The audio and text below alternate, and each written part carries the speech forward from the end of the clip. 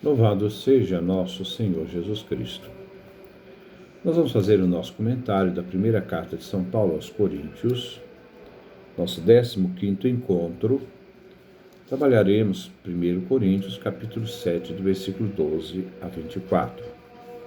Ouçamos nosso comentário. Aos outros, sou eu que digo, não o Senhor. Se algum irmão tem esposa que não é cristã, e ela concorda em viver juntos, não se divorcie dela. E se alguma mulher tem marido que não é cristão, e ele concorda em viverem juntos, não se divorcie dele. Pois o marido não cristão é santificado pela esposa cristã, e a esposa não cristã é santificada pelo marido cristão. Se assim não fosse, seus filhos seriam impuros, quando na realidade são consagrados a Deus. Se o não cristão quiser separar-se, que se separe. Nesse caso, o irmão ou irmã não estão vinculados, pois foi para viver em paz que Deus nos chamou. Na verdade, ó mulher, como você pode ter certeza de que salvará o seu marido? E você, marido, como pode ter certeza que salvará a sua mulher? De resto, cada um continue vivendo na condição em que o Senhor o colocou, tal como vivia quando foi chamado. É o que ordeno em todas as igrejas. Alguém foi chamado à fé quando já era circuncidado? Não procure disfarçar a sua circuncisão. Alguém não era circuncidado quando foi chamado à fé? Não se faça circuncidar. Não tem nenhuma importância estar ou não circuncidado. O que importa é observar os mandamentos de Deus. Cada um permaneça na condição em que se encontrava quando foi chamado. Você era escravo quando foi chamado? Não se preocupe com isso. Mas se você pode se tornar livre, não deixe passar a oportunidade. Porque o escravo que foi chamado no Senhor é liberto no Senhor. Da mesma forma, aquele que era livre, quando foi chamado, é escravo de Cristo. Alguém pagou alto preço pelo resgate de vocês. Não se torne escravos dos homens. Irmãos, cada um permaneça diante de Deus na condição em que se encontrava quando foi chamado. Essa é a nossa leitura, o nosso texto, nós vamos refletir. Versículo 12. Aos outros, sou eu que digo, não o Senhor. Se algum irmão tem esposa que não é cristã, e ela concorda de viverem juntos, não se divorcie dela. Paulo vai tratar de um assunto comum na comunidade cristã de Corinto. Aquele que aderia ao cristianismo provocava uma mudança radical em sua vida e na vida da parte não cristã. Visto que, ao se tornarem cristãos, tinham consciência do pensamento e fundamento de fé que sustentava o matrimônio. Não existe impedimento para que um cristão viva com uma esposa que não é cristã. Deve ter entre os dois uma concordância, e ele não deve se divorciar dela. É a posição de São Paulo. Jesus não tratou deste assunto. A situação é nova, surgida na igreja, com a conversão de um membro que se casou, um membro cristão que se casou com um não cristão. Se existe consenso da parte não cristã em continuar a convivência, aquele que é cristão não deve pedir divórcio. Versículo 13. E se alguma mulher tem marido que não é cristão, e ele concorda em viverem juntos, não se divorcie dele. Aqui o que Paulo diz vale também para a mulher, que é ou se tornou cristã. Que, se existe acordo com o marido, ela, por ser cristã e viver como cristã, não deve divorciar do marido. Paulo afirma que este matrimônio deve ser continuado. Na época, as mulheres, não todas, tinham direito de abandonar o marido, de divorciar. Mas aqui vemos a igualdade de marido e mulher. Mas este tema Jesus não tratou no Evangelho. Então é uma posição de Paulo. Versículo 14.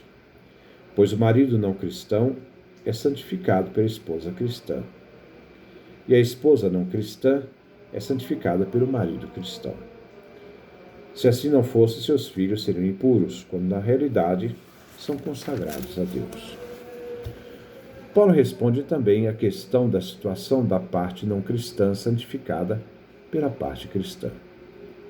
A parte cristã está unida à parte pagã por laços que são sagrados, por vontade do próprio Criador, que abençoou o homem e a mulher no livro do Gênesis.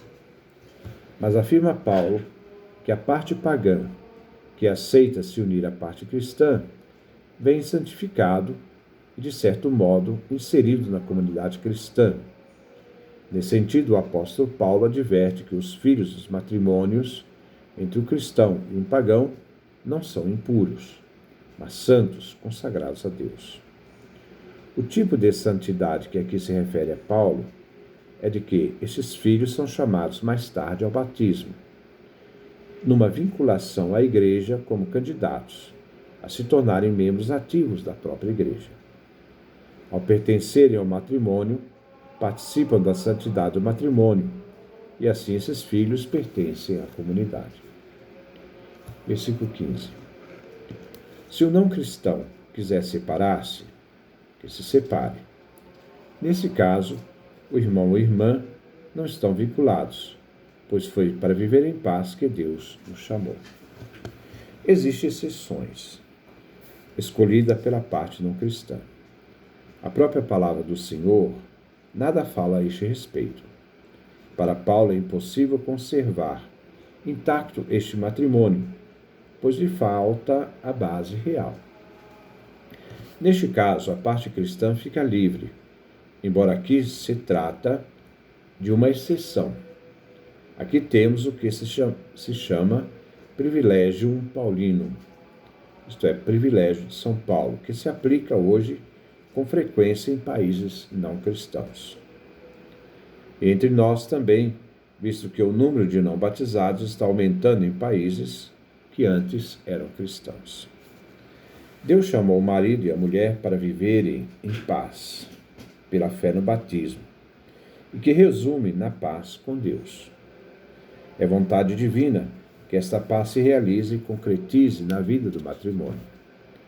Aqueles que foram remidos devem promover a paz e torná-la viva no meio em que vivem.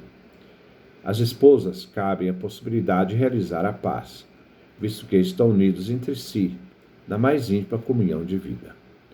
Mas não podendo a convivência com a parte não cristã, vemos a perda do equilíbrio e da paz, quando desentenderem no amor único, vínculo capaz de uni-los. Versículo 16. Na verdade, ó mulher, como pode você ter certeza de que salvará o seu marido? E você, marido, como poderá saber que salvará a sua mulher? A questão que se coloca aqui é a seguinte: será que não convém perseverar a fim de conquistar a outra parte para Cristo? Acreditamos que a resposta de Paulo seria positiva, se houvesse esperança para que assim acontecesse. Paulo então pergunta: como pode saber com certeza de que salvará o marido ou a mulher? Como não sabemos bem o que Deus quer, em razão dos nossos limites, de entender o mistério divino, visto que Ele quer a salvação de cada ser humano, nós sabemos que às vezes não sabemos o que Ele quer por nosso intermédio. A santificação de salvar o marido ou a esposa, de que Paulo fala, supõe uma realidade posta por Deus. Enquanto aqui, neste caso, o cristão vem lembrado dos limites da sua própria potencialidade. Da nossa parte, não temos a certeza de que a esposa salvará o marido ou o marido salvará a esposa. Deparamos com nossos limites. Sabemos que Deus quer a todos salvar e tem um caminho para isto. Versículo 17. De resto, cada um continue vivendo na condição em que o Senhor o colocou, tal como vivia quando foi chamado. É o que ordena em todas as igrejas. Agora aqui o tema muda. Agora Paulo deixa de falar do matrimônio, começa a falar sobre os circuncidados, os não circuncidados. Versículo 18. Alguém foi chamado à fé quando já era circuncidado? Não procure disfarçar a sua circuncisão. Alguém não era circuncidado quando foi chamado à fé? Não se faça circuncidar. Aqui 2 casos a ser exposto por São Paulo. Cada qual deve manter o estado que vivia antes do batismo, na sua realidade étnica, social, jurídica e econômica. E que aqui se refere à origem judaica ou pagã dos neófitos, os pedem batismo e que depois os que serão batizados. A igreja é formada por judeus e gentios. Os judeus convertidos recordam a promessa divina e por gentios a ampliação da promessa a todos os povos que Deus quer, em seu desígnio, salvar a todos. O judeu não deve se envergonhar de ser judeu, e o gentio não deve fazer circuncidar-se para viver como judeu. Aqui já nós vemos que o próprio concílio de Jerusalém, Atos capítulo 15, fala que não se deve circuncidar aquele que não é judeu. A vocação para se tornar cristão era oficializada no batismo. Quem antes do batismo era circuncidado, não se envergonhe. Quem antes do batismo não era circuncidado, não deve se fazer circuncidar. Versículo 19. Não tem nenhuma importância estar ou não circuncidado. O que importa é observar os mandamentos de Deus. Cada um deve permanecer na situação que lhe determina a providência, pois a única vocação que se importa é ser cristão. É se tornar cristão pelo batismo, que a todos, o batismo igualava a todos, na mesma graça. Só importa uma coisa: guardar os mandamentos divinos. Versículo 20. Cada um permaneça na condição em que se encontrava quando foi chamado. Então o judeu não deve gentializar-se e envergonhar da sua condição de circuncidado. E o gentio não deve se judaizar, isto é, circuncidar. O batismo une os dois na mesma graça. Se tornaram cristãos, herdeiros da promessa. Versículo 21. Você era escravo quando foi chamado? Agora o tema muda, Você era escravo quando foi chamado? Não se preocupe com isso. Mas se você pode se tornar livre, não deixe passar a oportunidade.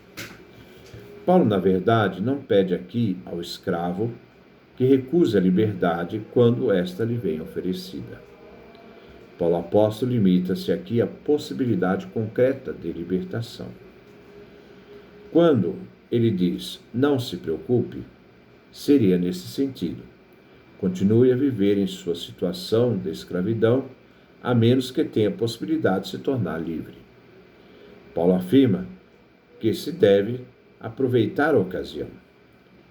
Paulo é pela liberdade do fiel de viver sua fé em qualquer situação histórica, seja como homem livre, seja como escravo. Paulo quer evitar a rebelião dos cristãos quanto à transformação da sociedade no seu tempo, para que não ocorresse uma disposição do Estado, do Império Romano, contra os cristãos. Embora, quando patrões cristãos se convertiam, tratavam seus escravos como irmãos e irmãs da fé. Versículo 22. Porque o escravo que foi chamado no Senhor é liberto no Senhor. Da mesma forma, aquele que era livre, quando foi chamado, é escravo de Cristo. Em termos de resposta ao chamado divino, não se importa se a pessoa é livre ou escrava. O escravo, chamado pelo Senhor, pelo batismo, é um liberto no Senhor. O livre que foi chamado pelo Senhor, pelo batismo, é um escravo de Cristo. Os dois vivem na mesma graça divina, sejam escravos ou libertos. Assim diz Paulo: aquele que é cristão, escravo ou livre, pertence apenas ao Senhor, por vocação cristã. Eles foram libertados da submissão, do pecado e do mal, as forças do pecado e do mal. Se tornaram livres para servir ao Senhor. Essa realidade vale no âmbito do campo religioso, da fé. Mas o que conta é pertencer ao Senhor, adesão a Ele, na fé e no amor. Essa liberdade cristã pode coexistir com a situação de escravidão social. Assim se pode viver a vida cristã em qualquer situação social. Versículo 23. Alguém pagou o alto preço pelo resgate de vocês. Não se tornem escravos de homens. Assim nós fomos comprados e pagos por Deus, e por isso, na dimensão da fé, não sejamos escravos de nenhum ser humano, nem submetidos a nenhum ser humano. Os cristãos pertencem a Cristo, e a Ele devemos ser fiéis. Esta graça divina liberta os seres humanos da submissão, alienantes às forças do pecado e do maligno. Não tornar escravos dos homens, a que se refere a que não se deve submeter de forma existencial a alguém, pois, senão, perderia essa pertença exclusiva ao Senhor. Pertencemos ao Senhor e não aos homens, e colocamos em Cristo as nossas esperanças mais profundas. Acorrentando como escravo, mas livre de qualquer domínio humano, nós vemos que somos livres no Senhor. Versículo 24. Irmãos, cada um permaneça diante de Deus na condição em que se encontrava quando foi chamado. Assim Paulo termina para que cada cristão permaneça nas condições, circuncidado ou não, escravo ou livre, na ocasião que foram chamados a serem cristãos e batizados. Pois a partir daí pertencemos ao Senhor, que pagou o preço do nosso resgate, que nos fez livres do pecado e do mal, livres e fiéis em Cristo Jesus. Que Deus nos dê a sua graça, a sua bênção, sua face resplandeça sobre nós.